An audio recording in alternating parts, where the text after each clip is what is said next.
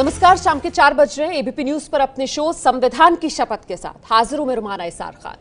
अयोध्या विवाद पर आज एक नई तारीख सामने आ गई। अब सुप्रीम कोर्ट ने 29 जनवरी को सुनवाई की तारीख तय की है। तारीख टलने के बाद एक बार फिर कोर्ट सरकार को संत समाज ने निशाने पर लिया है। संविधान की शपथ में यह हमारा आज का मुद्दा है और सवाल बड़ा सीधा, राम मंदिर का इंतजार, कौन है गुनहगार? अयोध्या विवाद पर सुप्रीम कोर्ट से नई तारीख। अब 29 जनवरी को अयोध्या विवाद पर होगी सुनवाई। 29 जनवरी को पता चलेगा अयोध्या पर कब तक फैसला संभव। सुनवाई टलने के बाद एक बार फिर संत समाज नाराज। अब मेरा कोर्ट से विश्वास उठ गया है। मेरे लिए न्यायपालिका घोषित हो गई है। राजनीतिक पार्टियां अपने जो है निजी स्वार्थों में लगी हुई हैं। अब मैं पर्सनल अब राम कोर्ट के लिए मैं कुंभ प्रस्थान करूंगा। कल जब तक गगोई रहेंगे तब तक हमारे देश के 100 करोड़ हिंदुओं को विश्वास नहीं है। गगोई जब से आए हैं तब से तारीख पर तारीख देते जा रहे हैं। इसलिए संपूर्ण हिंदू समाज का न्याय पर भरोसा खत्म हो गया। न्याय से विश्वास गगोई ने हटा दिया। जिस प्रकार से 29 तारीख पड़ गई है, इससे बहुत निराशा हुई, क्योंकि अब सारे रास्ते बंद हैं और एकमात्र कोर्ट ही एक रास्ता है और कोर्ट ही निराशा के रूप में जब तारीख पर तारीख देगी तो आगे रामलला की क्या होगा कहा नहीं जा सकता। यह जो देरी हो रहा है तो हम लोग तो उम्मीद लेके आते हैं। एक आप लोग पहले सुने होंगे पंच प्रधान, पंच परमेश्वर है। ये परमेश्वर बन के बैठे हैं लोग। अब परमेश्वर नहीं समझते कि हम क्या कर रहे हैं क्या नहीं कर रहे हैं। मुस्लिम समाज की भी गुहार, जल्द खत्म हो फैसले का इंतजार। हमें चाहते हैं कि कोर्ट में सबूत हमने पेश किया है, फैसला कोर्ट को करना है। चाहे कोर्ट आज करेगा चाहे अभी करेगा, हम उसको मानेंगे। हम लोग तो बार बार कहते थे चले आए। हमारे वालिद साहब जो है कहते रहे कि हमारी ज़िंदगी में फैसला हो जाएगा, नहीं हुआ। क्योंकि ये राजनीति में है। लोग कहते हैं कि हम ऑर्डिनेंस लावेंगे, हम कानून बनाएंगे, क्योंकि इस तरीके से जब बाहर बात हुआ करती है तो कोर्ट क्यों अपना फैसला इतनी जल्दी कर देगा। तारीख पर तारीख को लेकर कांग्रेस बीजेपी में तकरार। मैं आशा करता हूं कि न्यायालय जल्दी सुनवाई करेगा और राम मंदिर का फैसला आएगा। ये जरूर आग्रह करना चाहिए कि वो जल्दी सुनवाई करे, जिससे इस विषय पर लोगों को न्याय मिल सके। समझता हूँ 29 जनवरी को नई बेंच तो बन सकती है निवास लल्ली साहब को हटा के, लेकिन उस दिन भी सुनवाई शुरू हो पाएगी या कुछ प्रिलिमिनरी ऑब्जेक्शन नहीं लगेंगे, इस संभावना से इनकार नहीं किया जा सकता। राम मंदिर का इंतजार, कौन गुनहगार? देखिए, अयोध्या में राम मंदिर बनाने में देरी को लेकर सुप्रीम कोर्ट और सरकार दोनों पर निशाना साधा जा रहा है। आपको बता देते हैं कि देश का जो संविधान है वो इस बारे में क्या कहता है। इसे आप जरा समझिए आज ध्यान से। दरअसल संविधान के मुताबिक भारत एक पंथ निरपेक्ष देश है। 1976 में खास तौर पर संविधान की प्रस्तावना में पंथ निरपेक्ष शब्द को जोड़ा गया और संविधान के अनुच्छेद 145 के मुताबिक सुप्रीम कोर्ट एक संवैधानिक संस्था है जो स्वतंत्र रूप से काम करती है। तो यह है संविधान का दायरा जिसके तहत हम चर्चा करेंगे। और आज की इस चर्चा में खास मेहमानों का पैनल इस वक्त हमारे साथ मौजूद है। बीजेपी के प्रवक्ता नलन कोहली जी हमारे साथ हैं। हमारे साथ राजनीतिक विश्लेषक दुष्यंत नागर जी स्टूडियो में मौजूद हैं। इसके अलावा हमारे साथ प्रोफेसर अवनिजेश अवस्थी जी, आरएसएस के समर्थक, वो इस चर्चा में शिरकत कर रहे हैं। स्टूडियो में हमारे साथ असद खान फलाही साहब हैं, मुस्लिम एक्सपर्ट, और एचएस रावत जी, धर्मगुरु, भी आज की इस चर्चा में हमारे साथ शामिल हो रहे हैं। चर्चा में शुरू करूं उससे पहले एक अहम जानकारी हम दर्शकों को दे देते हैं कि चर्चा में मेहमान जो भी विचार रखेंगे वो उनके निजी विचार होंगे या फिर उनकी पार्टी से जुड़े हुए होंगे। एबीपी न्यूज का उससे कोई लेना देना नहीं। और मेहमानों से हम खास तौर से गुजारिश करना चाहते हैं कि वो मुद्दे से जुड़े अपने तर्क रखें। इस तरीके की बातें वो ना करें जिससे किसी की भावनाएं आहत हो। देखिए, शो में हमारा मकसद एक सार्थक चर्चा करना है, शोर शराबा करना हमारा मकसद नहीं है। हम चाहते हैं जो दर्शक शो देखें वो एक समझ बनाकर जाएं ये शो देखने के बाद। आज की ये चर्चा मैं राजनीतिक मेहमान के साथ शुरू नहीं करूंगी, बल्कि मैं आरएसएस समर्थक प्रोफेसर अवनिजेश अवस्थी जी का रुख करूंगी। और अवनिजेश अवस्थी जी, ये कहते हुए कि हम सुप्रीम कोर्ट का तहे दिल से सम्मान करते हैं सर, इसमें तो कहीं कोई सवाल हो ही नहीं सकता, लेकिन जिस तरीके से पूरा मामला कोर्ट में आगे बढ़ रहा है, आम भारतीय के मन में सवाल ये कि भाई कोर्ट से राम मंदिर के मामले पर तारीख और सरकार कह देती है कि कोर्ट के ही फैसले का इंतजार करना होगा। राम मंदिर बनने में देरी क्यों? साफ सी बात है, एक संवैधानिक पद पर बैठे हुए किसी भी संवैधानिक संस्था के बारे में उसके विचार संविधान के अनुरूप ही हो सकते हैं, लेकिन इसके बावजूद इस बात पर हमें विचार तो करना चाहिए कि ऐसा क्यों हो रहा है। लगातार तारीख पर तारीख, कभी कोई किसी मुद्दे को लेकर के, कभी किसी मुद्दे को लेकर के। एक बड़ी साफ सी बात है, एक सामान्य सी कोर्ट कचहरी की उसमें बातचीत होती है कि जिसका पक्ष कमज़ोर होता है वो कहता है मैं और ज़्यादा कुछ नहीं कर सकता, मैं सिर्फ डेट ले सकता हूँ, जितना लंबा खिंचवा सकता हूँ उतना खिंचवा सकता हूँ, मुकदमा तो हारना है मैंने, लेकिन मैं मुवक्किल से कहता है कि भाई ऐसा है कि मैं मैक्सिमम ये कर सकता हूँ कि आपको लंबा खिंचवा दूँ मुकदमा। इस समय जो भी लोग डेट पर डेट ला करके, किसी और रिव्यू पिटीशन को ला करके, और ये बड़ी साफ सी बात है, इसमें किसी को छुपा होने की बात नहीं है कि कांग्रेस के वकील है कपिल सिब्बल और राजीव धवन जो सारा ये खेल कर रहे हैं पिछले 2 साल से लगातार कर रहे हैं। तो मुझे लगता है एक छोटी सी बात और कह करके अपनी बात खत्म करूंगा, अगर आपको ज्यादा लंबी बात नहीं कहूंगा, लेकिन एक बात बताइए कि देश के आम नागरिक के मन में ये बात तो आएगी ना कि अगर मान लीजिए एक राज्यसभा के इलेक्शन के लिए तो रात को कोर्ट 10 बजे, 12 बजे, 1 बजे भी खुल सकती है, तो ऐसा क्या कारण है कि दूसरे लोकसभा सदस्य के इलेक्शन को अगर पिटीशन फाइल होती है तो उसका 5 साल तक कोई इंतजार नहीं होता? तो कौन सा न्याय है जो एक के लिए रात के 12 बजे खुल सकता है, दूसरे के लिए उसकी टर्म भी खत्म हो जाती है, तब तक कोई फैसला नहीं आता? कम से कम न्यायपालिका को भी यह सोचना चाहिए कि न्याय होते हुए दिखना भी चाहिए। ठीक है सर, आप जो बात कह रहे हैं मैं उस सवाल को सीधे लिए चलती हूँ नलिन कोहली के पास, जो बीजेपी के तो प्रवक्ता हैं ही, साथ ही देश के जाने माने वकील भी हैं। नलिन कोहली जी, मैं आपसे समझना चाहती हूँ सर, यहाँ जो बात कह रहे हैं अब निजेश अवस्थी जी, क्या आप उससे सहमत हैं? नहीं, मैं इसमें सहमत या असहमत होने की कोई बात नहीं है, क्योंकि प्रोफेसर साहब भी, मैं, आप, हम सब जो है, संविधान हमें अधिकार देता है हम अपनी बात रखें। हर व्यक्ति अपनी बात रखेगा और रखना भी चाहिए। दूसरी बात है कि आज जो है कोर्ट में देखकर, हाँ निश्चित रूप से ये लंबा खिंचा है। विषय क्या है कि एक तरफ देखा जाए तो इसे धार्मिक ना देख के कोर्ट के नजरिए से लैंड डिस्प्यूट है, लैंड टाइटल का सूट है। लैंड टाइटल सूट में इलाहाबाद हाईकोर्ट ने स्पष्ट उसे 3 भागों में विभाजित किया। इलाहाबाद हाईकोर्ट ने अपने सारे सबूतों के आधार पे स्वीकारा कि यहां मंदिर था, पर फिर उन्हें लगा कि एक भाग मुसलमान भाइयों की तरफ और 2 जो है हिंदू भाइयों की तरफ जाए। उसकी चैलेंज क्रॉस अपील्स में आगे आ गई है। तो अब विषय को बेसिकली लैंड सूट पे जाना है, क्योंकि मामला ज्यादा बड़ा है। कई इसके कारण है। अब जो बेंच बनी थी, और एक वकील के नाते कह रहा हूं, उसमें जो जितने 5 नाम थे वो आज के न्यायाधीश, मुख्य न्यायाधीश और आगे के जो मुख्य न्यायाधीश होंगे वो होंगे, लेकिन उनमें एक ऐसे हैं व्यक्ति, मतलब जस्टिस ललित, जो कि ऑलरेडी एक केस में पेश हो चुके हैं, तो उन्हें रिक्यूज होना पड़ेगा। तो कई बार कुछ टेक्निकल रीजन आती है, लेकिन हाँ, यही जो बात आप कह रहे हैं, आपने जिस तरीके से कहा, तो आम जनता कि भाई क्योंकि वो एक पहले केस में थे, इस वजह से उन्हें रिक्यूज होना पड़ेगा, ये आपने कहा। इसी वजह से मैंने आपको कहा कि भाई ये जो टेक्निकलिटी जुड़ी हुई है, ये तो प्रक्रिया है ना शायद अदालत की, ये तो अदालती कार्रवाई का हिस्सा है। और अगर ये अदालती कार्रवाई का हिस्सा है, फिर इसे देश में इस तरीके से पेश क्यों किया जा रहा है कि अदालत रोड़ा अटका रही है राम मंदिर निर्माण में? क्या ये नैरेटिव सेट करना कि रामलला टाट में, कोर्ट के जज ठाट में, क्या ये सही है? मैं इसका जवाब देता हूं। मुझे नहीं, मैं मानता हूं कि हर व्यक्ति को, क्यों, देखिए रोमाना जी, ये थोड़ा सा एक ग्रे एरिया और इंटरेस्टिंग है। आपका सवाल बहुत बढ़िया है जी, क्योंकि संविधान में हम सबको अधिकार है अपनी बात रखें। यदि उस अधिकार का उल्लंघन होता है तो हम कोर्ट के पास जाते हैं, लेकिन कहीं ना कहीं अगर हम अपनी बात ना रखें तो संविधान का हम फायदा भी नहीं ले रहे। बात रखने का अधिकार है, कानून तोड़ने का अधिकार नहीं है।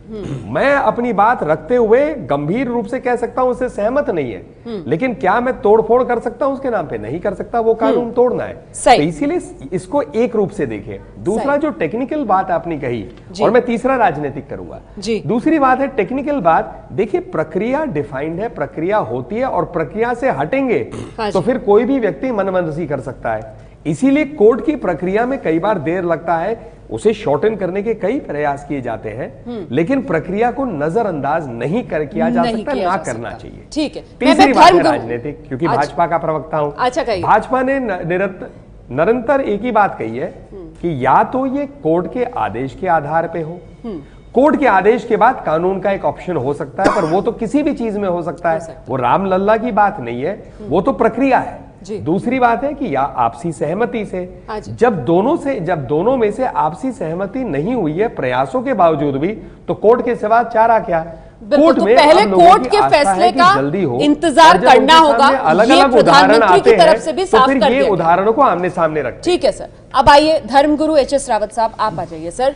यहाँ नलिन कोहली बहुत साफ तौर पर कह रहे हैं कि समझिए इस बात को, अदालत की अपनी एक प्रक्रिया होती है जिसके अकॉर्डिंग वो चलती है, आगे बढ़ती है। ऐसे में अदालत की कार्रवाई पर सवाल उठाकर क्या हासिल कर रहे हैं? मैं तो सिर्फ कोहली साहब से ये पूछना चाहता हूँ, विद्वान हैं और बहुत अच्छे प्रवक्ता हैं, बहुत एक शालीन तरीके से बात को रखते हैं। उन्होंने अभी एक बात कहा कि संवैधानिक प्रक्रिया के तहत ये एक नाम का, टाइटल का, जमीन का डिस्प्यूट है। ये बात तो 92 से भारतीय जनता पार्टी को, संघ को, विश्व हिंदू परिषद को और हम धर्मगुरुओं को सबको पता थी। और आप लोगों ने और हम लोगों ने गली गली में जाकर के ये कहा था कि भाई आप हमें केंद्र में सरकार दे दो और उत्तर प्रदेश में सरकार दे दो और हम राम मंदिर बनाएंगे। पता तो आपको तब भी था कि ये जमीन का टाइटल सूट है। अगर मान लो सुप्रीम कोर्ट ये फैसला दे देता है, टाइटल सूट के अंदर हाई कोर्ट का जो फैसला एज इट इज दे देता है, या वो बाबरी एक्शन कमेटी के फेवर में दे देता है, तो उस समय फिर आप लोग क्या करेंगे? क्योंकि इस समय हिंदू आहत और 100 करोड़ हिंदुओं की आस्था का मामला है। कोर्ट के लिए वो टाइटल सूट हो सकता है, लेकिन हमारे लिए वो राम मंदिर का मामला है। और राम मंदिर आप हमें किस प्रकार से देंगे, जो आपने 92 से लेकर के आज तक अपने मैनिफेस्टो में रखा हुआ था? नलिन जी, मैं जवाब दूंगा।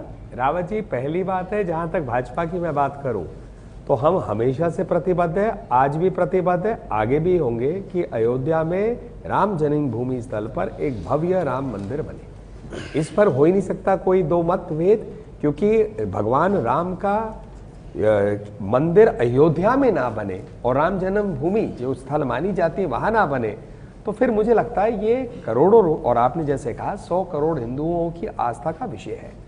तो ये हुई एक बात, इस पर भाजपा की कभी भी कोई दूसरी बात नहीं रही है, ना होगी। सेकंड, इस बीच में जो एक आपने प्रश्न उठाया उसमें अध्यादेश रिलेटेड बात आती है कि यदि कोर्ट में मामला है तो एक अध्यादेश की मांग हुई थी। ये भी मैं एक बात बताना चाहूंगा वकील के नाते कि अध्यादेश आता है अनुच्छेद 123 123, उसमें वो तभी लाया जा सकता है जब 2 सत्र पार्लियामेंट के नहीं हो, उसके बीच में, और कोई ऐसी गंभीर स्थिति हो जो आप रुक नहीं सकते संसद के बैठने तक। तो इसलिए मैं अध्यादेश को नहीं मानता कि वो संभव है जब कोर्ट का निर्णय अभी पेंडिंग है। कानून लाने की बात हो जाती है, अलग विषय। वो भी मैं ये नहीं कह रहा रामलला, मैं कह रहा हूं जेन्युइन प्रक्रिया जो सही। नलिन कोहली जो बड़ी बात कह रहे हैं, एक कानून तो या तो मुझे सबके पास जाना है, ठीक है। नलिन कोहली जो बड़ी बात कह रहे हैं वो ये कि देखिए उन्हें नहीं लगता कि स्थिति ऐसी है, मतलब राम मंदिर को लेकर ऐसी कोई गंभीर स्थिति नहीं है जिसके लिए सरकार को अध्यादेश लाना पड़े या सरकार को कानून बनाना पड़े। ये नलिन कोहली कह रहे हैं जी, ये अध्यादेश लाना पड़े, ठीक है। ये नलिन कोहली ने कहा अध्यादेश लाने जैसी कोई गंभीर स्थिति नहीं है। 1 मिनट रावत जी, 1 मिनट, नहीं, मैं अध्यादेश 1 मिनट रोमाना जी, बड़ा जरूरी है मेरा यहां बोलना। मैंने राम मंदिर के लिए नहीं कहा, मैंने कहा प्रक्रिया में अध्यादेश लाने का ये एक प्रोसीजर है। राम मंदिर का केस चल रहा है, राम मंदिर के लिए तो आना है ना अध्यादेश, इसी वजह से वो पार्लियामेंट में टिक नहीं सकता। ठीक है। मैं चलती हूँ दुष्यंत नागर जी के पास। राजनीतिक विश्लेषक दुष्यंत नागर जी इस वक्त हमारे साथ मौजूद है। दुष्यंत नागर जी, जो स्टैंड प्रधानमंत्री नरेंद्र मोदी ने लेकर दिखाया, उन्होंने साफ तौर पर देश को यह संदेश दे दिया कि उनकी सरकार राम मंदिर मामले पर अध्यादेश लाएगी नहीं, फिलहाल कानून बनाएगी नहीं, कोर्ट के फैसले का इंतजार किया जाएगा। मेरा सवाल यह कि लेकिन एक पूरा जो माहौल खड़ा किया जा रहा है कि अब नहीं राम मंदिर तो कब, क्या ये जो माहौल खड़ा किया जा रहा है इसी की वजह से भावनाएं भड़क रही हैं कि लोगों में एक तरीके की बेचैनी सी हो गई है कि अब नहीं तो कब? ऐसा क्यों? देखिए, जो इस पूरे मसले से जुड़े रहे हैं, भावनात्मक रूप से जुड़े रहे हैं, साधु संत लोग हैं, निश्चित रूप से उनका धैर्य कहीं ना कहीं जवाब दे रहा है। लेकिन ऐसा नहीं है, देश का जो पूरा समाज है उसमें हिंदू भी, मुस्लिम भी, सभी लोग हैं, सबको सुप्रीम कोर्ट से भी आशा है। और जो जिस तरह से हाई कोर्ट से निर्णय आया और उस निर्णय में कुछ चीज़ों का, कुछ ऐतिहासिक तथ्यों का, खुदाई के कुछ सबूतों का जिस प्रकार से उल्लेख किया गया है, तो आम युवा ये सोचता है कि भाई सुप्रीम कोर्ट में मैटर चल रहा है, निर्णय सही समय पे और सही पक्ष के फेवर में आएगा। तो दोनों बातें हैं, सिर्फ एक ऐसा नहीं है कि किसी एक विषय या एक देश के अंदर एक माहौल हो। तो असद खान फलाई साहब, फिर कोर्ट को कटघरे में क्यों खड़ा किया जा रहा है? बार बार कोर्ट पर ठीकरा फोड़ने की कोशिश क्यों की जा रही है? चूंकि ये अपने किए गए, सबसे पहले बीजेपी ने या एनडीए ने जो भी वादे किए थे 2014 में, उन वादों को पूरा नहीं कर पाई, तो अब ये सुप्रीम कोर्ट के कंधे पर रख के बंदूक चला रहे हैं। आज पहली बार, देखिए समझिए इस बात को रुमाना जी, कि पहली बार सुप्रीम कोर्ट के अंदर मामला पेंडिंग पड़ा है। जब से ये कॉन्फ्लिक्ट, जब से ये विवाद शुरू हुआ है, कोर्ट में ही तो चल रहा है। 2010 से सुप्रीम कोर्ट, हम सुप्रीम कोर्ट में, बल्कि उससे पहले हाई कोर्ट में था, उससे पहले 2010 से सुप्रीम कोर्ट में आगे बढ़िए। तो इनको जब ये लगा कि अब हम राम मंदिर नहीं बना के दे पाएंगे, तो अब ये कह रहे हैं कि सुप्रीम कोर्ट का फैसला आने के बाद हम कर पाएंगे, ताकि ये चाहते हैं कि दोबारा एक बार जनता इनको 2019 में दोबारा मौका दे दे। मुझे नहीं लगता कि जनता इस बार इनको मौका देने वाली, क्योंकि इन्होंने जो भी वादे किए थे देश की जनता से वो पूरे नहीं कर पाए। इन्होंने कहा था कि अगर हमारे पास पूरा ओवरवेलमिंग प्रचंड बहुमत होगा तो हम लोकसभा में और राज्यसभा में अध्यादेश पास करा के हम मंदिर का निर्माण करेंगे। आज यही वजह, मैं बधाई देता हूँ रावत जी को कि आज इन्होंने इतना खुल के बोला है, और यही इन्हीं की आवाज, सभी लोगों की आवाज है कि भाई इस मसले मेरा खुल के बोलना तो यह है कि मैं आहत हूं, मैं तो राम भक्त हूं, मैं तो चाहता हूं एक सेकंड अभी मैं आपके बीच में नहीं बोल रहा था, मेरी बात कंप्लीट नहीं हुई। हमें उम्मीद है कि भारतीय जनता ओवरलैपिंग। असद जी आप बोल लीजिए, फिर रावत जी बोल लीजिएगा। बिल्कुल, इन्होंने जो वादे किए थे उनको पूरा नहीं कर पाए। और समझिए इस बात को कि कोर्ट का तो अपना प्रोसीजर का तरीका है, न्यायिक प्रणाली है अपनी, कोर्ट उसी तरीके से करेगा। और आज जितना ये सुप्रीम कोर्ट के ऊपर जोर डाल रहे हैं कि सुप्रीम कोर्ट जो है हमारी भावनाओं को नहीं समझ रहा और ये नहीं कर रहा, सुप्रीम कोर्ट आपने बता दिया इंडिपेंडेंट है, वो स्वतंत्र है, वो किसी के दबाव में आके या किसी के प्रेशर में आके कोई फैसला नहीं करने वाला। जो तरीका होगा सुप्रीम कोर्ट का उसी तरीके से ही करेगा। अगर इनको लगता है और अगर इनको चाहिए कि अगर ये वेट नहीं कर सकते तो अध्यादेश लाके क्यों नहीं बना के इस मसले का हल कर रहे हैं? बार बार ये कहना, एक सेकंड नहीं, मेरी बात कंप्लीट, रुमाना जी आपने सबको टाइम दिया था, मेरी बात सबको 2-2 मिनट दिया, एक मिनट मैंने सबको दिया, आपका भी समय पूरा हो गया, बोल लीजिए, बात पूरी कर लीजिए। ये बार बार कह रहे हैं, ये जो नैरेटिव, बल्कि मेगा नैरेटिव सेट किया जा रहा है कि सुन्नी वक्फ बोर्ड या मुसलमान जो है इसमें रोड़ा अटका रहे हैं, तो सुन्नी वक्फ बोर्ड का फ्रॉम डे 1 से स्टैंड क्लियर है कि हम कोर्ट के वर्डिक्ट के साथ जाएंगे। कोर्ट का जो फैसला आएगा मुसलमानों पर ठीकरा फोड़ा, हाँ बिल्कुल, उनको क्योंकि वोट का पोलराइजेशन किया जा रहा है, वोट का पोलराइजेशन किया जा रहा है ताकि आम जनता में ये संदेश जाए कि ये मुसलमानों की वजह से हमारा नाम मंदिर बिल्कुल नहीं, आप गलत रास्ते पे, नहीं गलत रास्ते पे नहीं, आपको मैं बता रहा हूँ, आप नहीं चाह रहे हो, आप सुनिए मेरी बात का सवाल है ये राजनीति से मत जोड़िए। बार बार हमें ये उम्मीद है कि भारतीय जनता पार्टी नरेंद्र मोदी जी इस समय बहुमत में और हमें दे सकते हैं, वो हाँ, इसलिए मांग रहे हैं। तो मांगे आप, मैं तो कह रहा हूँ आपकी डिमांड के साथ हूँ, मैं तो खड़ा हूँ, मैं तो आपकी डिमांड के साथ वापस ले लो केस को। ये आ गई ना फिर बात, देश में भाईचारा, आप भाईचारा अगर देश में चाहते हैं कि यही चीज है, यही चीज है रुमाना जी जो मैं कह रहा हूँ कि ये फिर बार बार प्रेशर कर रहे हैं। तो ये होगा ना, सुन्नी वक्फ बोर्ड ने पहले ही क्लियर किया था, सुन्नी वक्फ बोर्ड ने कभी नहीं। और अगर सुनिए, आप इनसे पूछिए, यहाँ पे स्पोक्स पर्सन बैठे हैं बीजेपी के, अगर ये इतने ही सिंसियर हैं, इतने ही ऑनेस्ट हैं, तो पिछले 4.5 सालों में इन्होंने कितने बार प्रयास करे इन तीनों पक्षकारों को एक टेबल पे बिठाकर वार्तालाप करने की कोशिश करी और आपसे सहमति की कोशिश। ठीक है सर, ठीक है, अब मुझे आगे बढ़ना होगा फलाई साहब, अब मुझे आगे बढ़ना होगा। अवनी जी यहाँ बार बार जो एक बार, सर आ रही हूँ आपके पास, आ रही हूँ सर, आपके पास ही आऊंगी, आपके पास ही आऊंगी। जो बात यहाँ फलाई साहब ने रखी, जो बात रावत जी ने रखी है, अवनी जी, मेरा सवाल ये है यहाँ पर कि भाई जन भावना का बार बार जिक्र आ रहा है यहाँ पर, तो ये जन भावना का सम्मान करने का कर्तव्य किसका है? जनता के द्वारा चुनी गई सरकार का है कि वो जन भावना का सम्मान करे, या फिर सबूत और गवाह हर चीज को न्याय के तराजू में तोलने वाली कोर्ट जन भावना का सम्मान करेगी? किसकी जिम्मेदारी बड़ी है जन भावना का सम्मान करने? मैं रुमाना जी, अभी फलाई साहब ने कहा कि सुप्रीम कोर्ट सर्वोच्च है, सर्वोच्च है, सर्वोच्च है, लेकिन जिस दिन बेंच बनी उस दिन क्या हो गया, जजों का धर्म ढूंढने निकल गई है कि इसमें एक भी मुस्लिम नहीं है। अब जजेस का भी धर्म ढूंढने लगे। एक सेकंड बीच में बोला था मैं, बीच में बोला था मैं, सर प्लीज बीच में मत, आप यहाँ पे पर्सनल कैपेसिटी में नहीं है, यू आर रिप्रेजेंटिंग समवन। हाँ ठीक है सर, आप ये मत कहिए मैंने व्यक्तिगत रूप से नहीं बोला था, ये कांग्रेसी पॉलिटिक्स जो है ना मणिशंकर अय्यर के व्यक्ति, कांग्रेस को बोलिए ना, मुझे क्यों बोल रहे हैं? कांग्रेस को बोलिए, उसी की राह पर चल रहे हैं ना आप। आपको पहली बात, अब आप फलाई साहब बीच में मत बोलिए, मैं बोलने आपके बात तो अचानक सुन्नी बोर्ड के व्यक्ति ने कहा कि इसमें एक भी मुस्लिम जज नहीं है। ठीक है, यानी कि सुप्रीम कोर्ट के जजों के धर्म के आधार पर न्याय होता है क्या इस देश में? इस बात का जवाब आज कौन देगा? तब सुप्रीम कोर्ट सुप्रीम नहीं है क्या? तब सुप्रीम कोर्ट सर्वोच्च नहीं है क्या?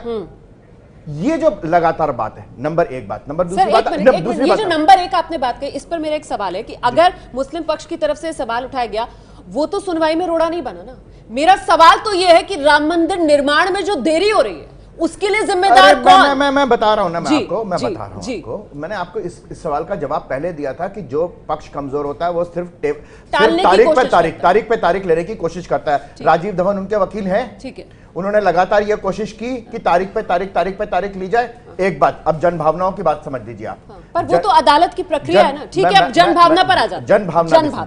जन भावना के लिए मैं सिर्फ व्यवस्थापिका नहीं, व्यवस्थापिका, कार्यपालिका, न्यायपालिका और इंक्लूडिंग मैं चौथा स्तंभ जिसे कहा जाता है मीडिया, पत्रकारिता, वे तब तमाम लोग जन भावनाओं के प्रति उत्तरदायी होते हैं। हम सब लोग इसी समाज के अंग हैं। कोई व्यक्ति ये नहीं कह सकता कि हमें जन भावना से कुछ लेना देना नहीं है। एक बात। दूसरी बात यह कि जब डेलिब्रेट लगे, जब ये डेलिब्रेट लगे कि आप तारीख पे तारीख दे रहे हैं, किसी चीज के लिए तो आप रात को 12 बजे सुप्रीम कोर्ट खोल सकते हैं एक संसद के सदस्य के चुनाव के लिए, और किसी के लिए आपको 10 साल के बाद आपको लगता है कि नहीं, महीने भर बाद, 2 महीने बाद ये ऑब्जेक्शन लग गया, इसके बाद आएंगे, ये ऑब्जेक्शन लग गया, चलो अगले महीने, 3 महीने के बाद दे दो, 6 महीने बाद की डेट दे दो। ये जन भावना के साथ खिलवाड़ है, खुलेआम खिलवाड़ है। इसको कहने में मुझे कोई हिचक नहीं।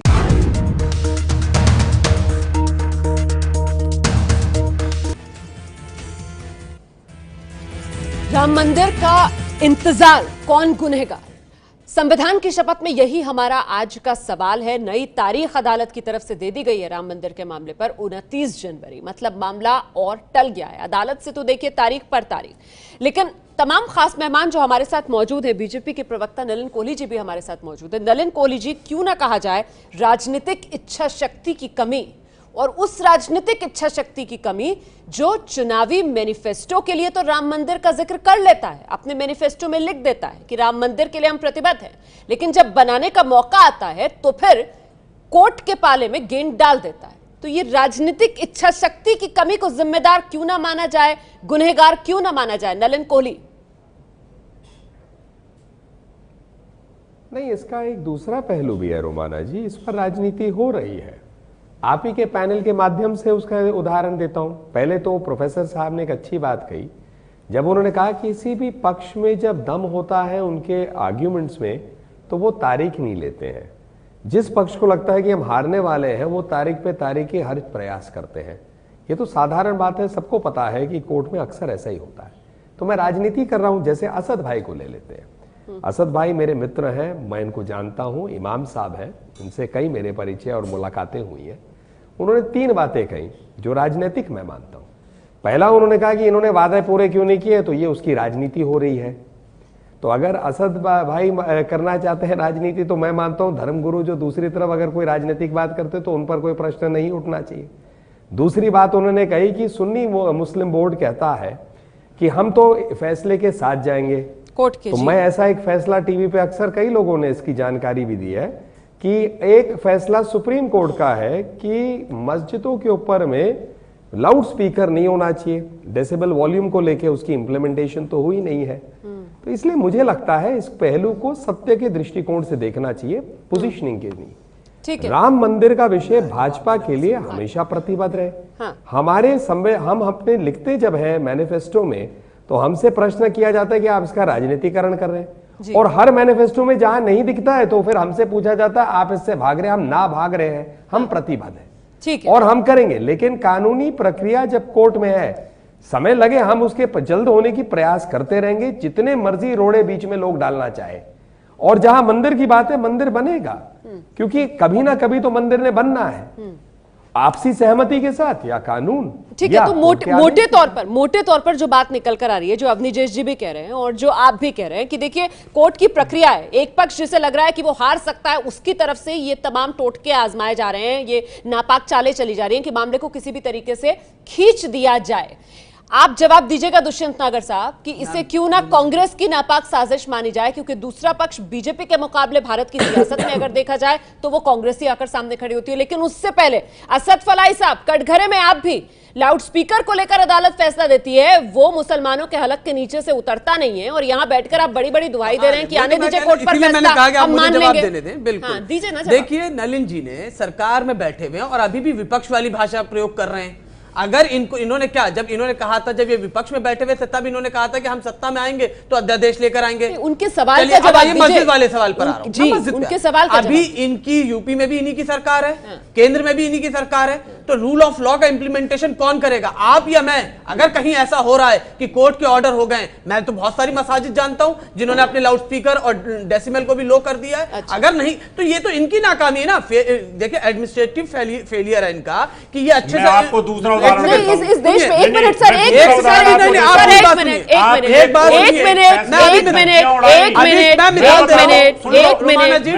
मुझे आने दीजिए, प्लीज मुझे आने दीजिए, प्लीज मुझे आने दीजिए, प्लीज मुझे आने दीजिए।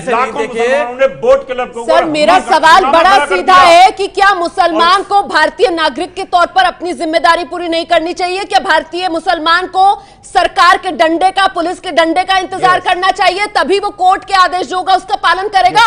अपने आप करेगा या नहीं करेगा? भारतीय मुसलमान को डंडे की आदत है क्या? वाह रुमाना जी, आपने पूरा जनरलाइज कर दिया। अगर चंद लोग जनरलाइज कर चंद लोग आप ही जनरलाइज कर रहे हैं। आप ही ने कहा कि एडमिनिस्ट्रेशन का फेलियर है, करवाइए डंडे के जोर पर लागू। आप ही ने कहा ये। क्या सारे लोग रेप कर रहे हैं? सारे लोग रेप कर रहे हैं या सारे लोग चोरी कर रहे हैं या सारे लोग धोखा दे रहे हैं? चंद लोग देते हैं मैडम, चंद लोग ऐसा काम करते हैं, तो उनको रोकने के लिए कानून बनाया गया है और कानून का इंप्लीमेंटेशन करना सरकार की जिम्मेदारी होती है, ये सिविल सोसाइटी की जिम्मेदारी नहीं है। इस बात को आप समझिए। ठीक है, ठीक है। आइए अवनीश जी, मैं एक बात बता दूं कि जिस दिन सोनू निगम ने यह ट्वीट किया था, उस दिन तमाम लोगों ने यहां से लेकर अंतर्राष्ट्रीय स्तर तक किया अल्पसंख्यकों पर राम मंदिर पर आ जाइए। नहीं, अरे फलाई साहब ने अपने कहा ना कि भैया हम तो नहीं उतारेंगे, तुम डंडों से उतरवाओ, तुम्हारी सरकार लीजिए, आप अपनी मर्जी से बोल रहे हैं कि आपने तो कहा है। ठीक है, ठीक है, ठीक है, हम मुद्दे पर आते हैं सर। आज मस्जिद लाउड स्पीकर मुद्दा नहीं है, आज मस्जिद लाउड स्पीकर मुद्दा नहीं है, लेकिन इसका जिक्र इस वजह से हुआ क्योंकि नलिन कोहली साहब ने कहा कि भाई कोर्ट का पहले जिस तरीके के फैसले आए हैं और उन्हें मानने में कितनी तत्परता मुसलमान समुदाय में देखी है, उस पर भी नजर डाली जानी चाहिए। इस वजह से ये बात यहाँ पर निकल कर आई। ट्रिपल तलाक को एक्सेप्ट किया या नहीं किया, आप बताइए रुमाना जी। ट्रिपल तलाक को एक्सेप्ट कर लिया ना? दुष्यंत नागर जी के पास चली जाओ एक एक करके प्लीज। दुष्यंत नागर जी, मेरा ये मानना है कि महंत रघुवर दास जी थे जो इस मामले को 1949 में कोर्ट में लेके आए। उन्होंने सांसद के रूप में कांग्रेस पार्टी से प्रतिनिधित्व किया फैजाबाद से और आचार्य नरेंद्र देव को हराया। वो इतने बड़े नेता थे, वो इस मुद्दे को लेके आए, सबसे ज्यादा काम उन्होंने शुरुआत में किया। ठीक है।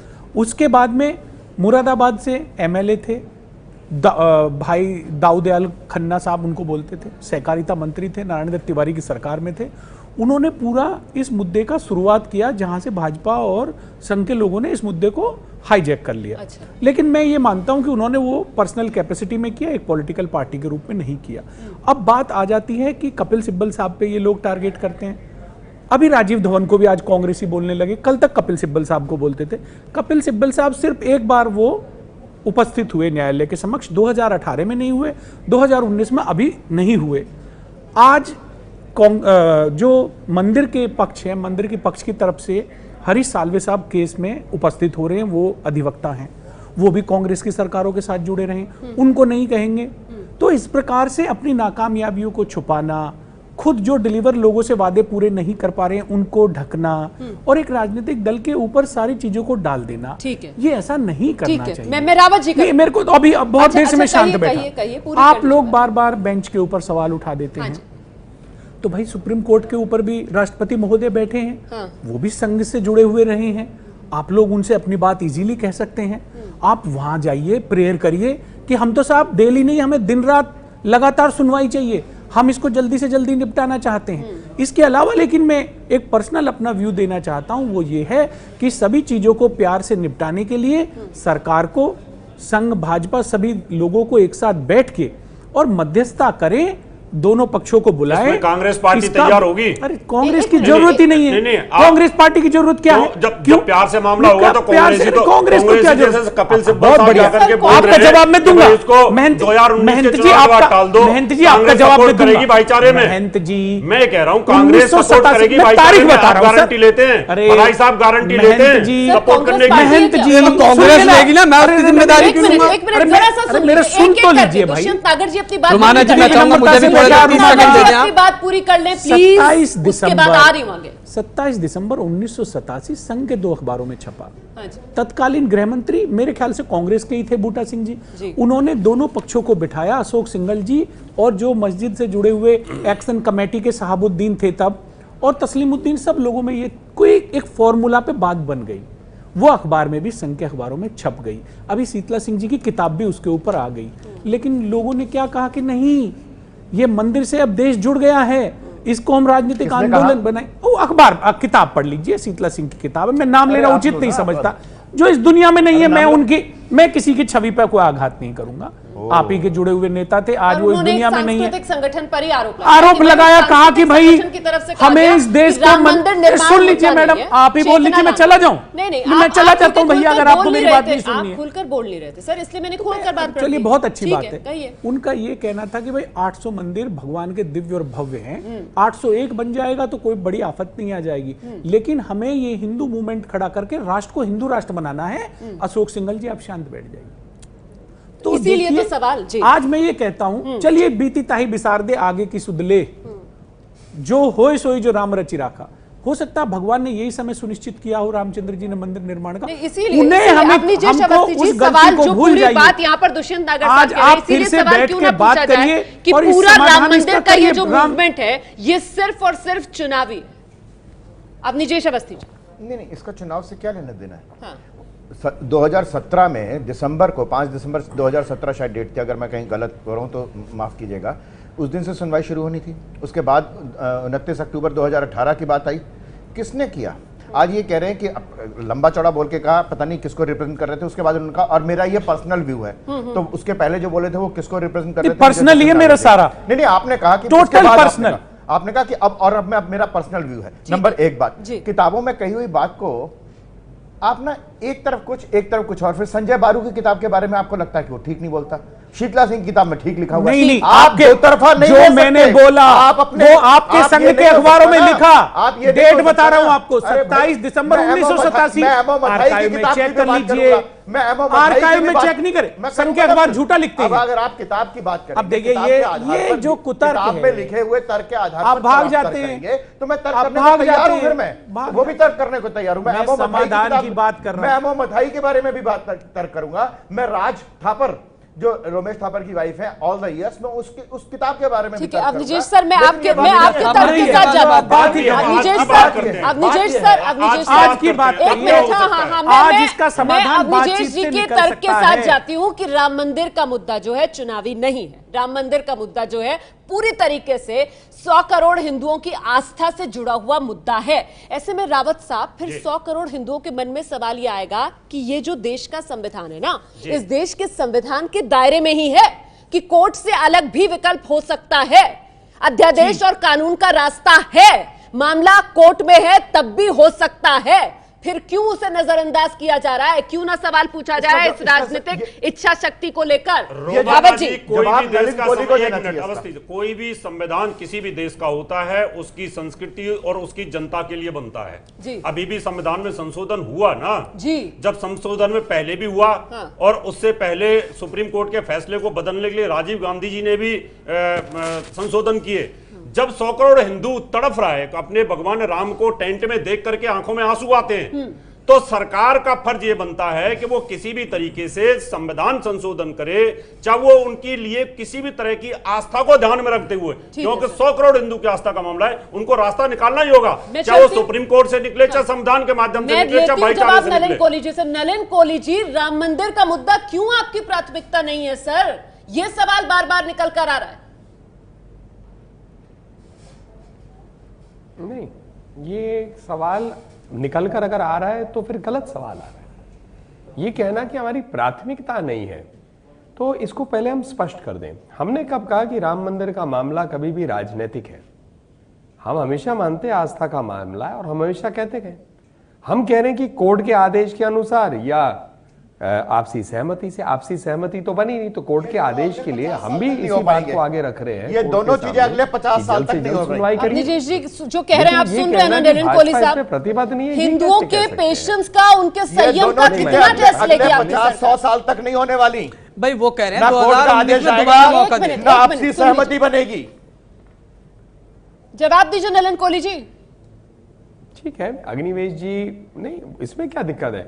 अग्निवेश जी वरिष्ठ है और उनको जैसे मैं अपनी बात रख रहा हूँ आप रख रहे हैं, उनको पूरा अधिकार है इस बात को रखने के लिए। और जहां तक वो बात कर रहे हैं कि आस्था को लेकर जो इसमें देरी हो रही है, लोग व्याकुल हो रहे हैं, ये भी सही है, गलत तो है नहीं। हिंदुओं की आस्था से जुड़ा हुआ मुद्दा है सर, तो उसको लेकर ऐसा ठंडा रिस्पॉन्स आप लोग दे रहे हैं सर। आप लोग क्या समझ नहीं पा रहे हैं जनता के मन में क्या है? कर सकती है सरकार, बावजूद इसके सरकार की तरफ से हाथ जिस तरीके से खींचा गया है, सवाल तो उसी को लेकर है ना। संविधान की शपथ जारी है, कार्यक्रम के बिल्कुल आखिरी पड़ाव पर हैं हम, और अब हम अपने मेहमानों से बहुत ही संक्षेप में प्रभु राम को इंसाफ कैसे, जल्दी से दुष्यंत नागर जी। बातचीत से तुरंत सरकार को इसमें पहल करनी चाहिए, बातचीत के साथ में मसला सुलझ सकता है। मैंने इस पे एक दो लोगों से मेरी बात भी हुई है, बहुत आशा और उम्मीद है सरकार पहल करे बातचीत के लिए। 10 दिन के अंदर मामला। अवनीश जी। मुझे लगता है कि जो भी संवैधानिक रूप में उपलब्ध है, अगर कानून, अध्यादेश, बातचीत, सहमति, फैसला जो भी हो, हमें उससे मतलब नहीं कि इसी माध्यम से हो। हमारा लक्ष्य यह है कि वहां पर तत्काल राम मंदिर का निर्माण शुरू होना चाहिए। तरीका, प्रक्रिया जो भी हो, इससे हमें कोई लेना देना। मतलब सरकार जो है वो सिर्फ और सिर्फ कोर्ट के पाले में गेंद को ना डाले। फलाही साहब। देखिए रुमाना जी, कोशिशें और इससे पहले भी बहुत बार की गई कि इस मसले का, इस विवाद का समाधान निकाला जाए। लेकिन मैं वही उसी पे ही आपसी सहमति से भी, वार्तालाप करके भी सारे पक्षों को, लेकिन कुछ हैं दोनों ही तरफ जो एंटी मंदिर लॉबी है या कह लीजिए सब जगह, जो चाहते ही नहीं इस मुद्दे का हल निकले, क्योंकि उन लोगों की रोजी रोटी, उनकी राजनीतिक रोटियां उसी पे सिक रही हैं। तो आप कह रहे हैं उसके लिए कोर्ट के फैसले का इंतजार करना होगा? नहीं, तो इसीलिए तो बार बार कोर्ट कहा जा रहा है कि कोर्ट तो एक आखिरी उम्मीद है, नहीं तो इससे अलावा और बहुत सारे थे, अध्यादेश था, बिल था, आपसी सहमति थी, इन सब पे कभी बात नहीं की गई, क्योंकि जानबूझ के कोशिश की जा रही है। मैं बताना चाहूंगा कि सुप्रीम कोर्ट कानून और संविधान से चलता है, वो वही फैसला करेंगे, वो आस्था के हिसाब से फैसला कभी करने वाले नहीं है। बिल्कुल, वो तो कहते हैं जमीन पे बात। की आस्था का मामला है, उसके लिए सरकार को पहल करनी चाहिए। और जितने भी इसमें पक्षधर हैं, उनको मोदी जी और योगी जी बुला करके अगर भाईचारे के साथ अगर ये रास्ता बनता है तो देश के हित के लिए बहुत अच्छा रहेगा। और मुसलमान अगर इसमें आगे आते हैं तो हम उनका स्वागत करते हैं। बहुत बहुत धन्यवाद आप सभी का आज की इस चर्चा में हमारे साथ शिरकत करने के लिए। और आज की इस चर्चा के बाद देखिए मेरी राय बहुत साफ है, क्योंकि इंतजार लगातार लंबा होता जा रहा है और ऐसे में सवाल सबके मन में यही उठ रहा है कि इसका गुनहगार कौन। कोई कोर्ट पर उंगली उठा रहा है जो लोकतंत्र की सेहत के लिए अच्छा नहीं है, कोई सरकार को कटघरे में खड़ा कर रहा है, राजनीतिक इच्छा शक्ति को लेकर सवाल पूछ रहा है। ऐसे में आज की इस चर्चा के बाद मेरी राय बहुत साफ है, चुनावी फायदे के लिए राम मंदिर मुद्दे पर भावनाएं भड़काकर फिर राम मंदिर के मुद्दे को ठंडे बस्ते में डालना गलत, ये आस्था का अपमान है। आस्था के साथ खिलवाड़ नहीं होना चाहिए। ये है एबीपी न्यूज़, आपको रखे आगे।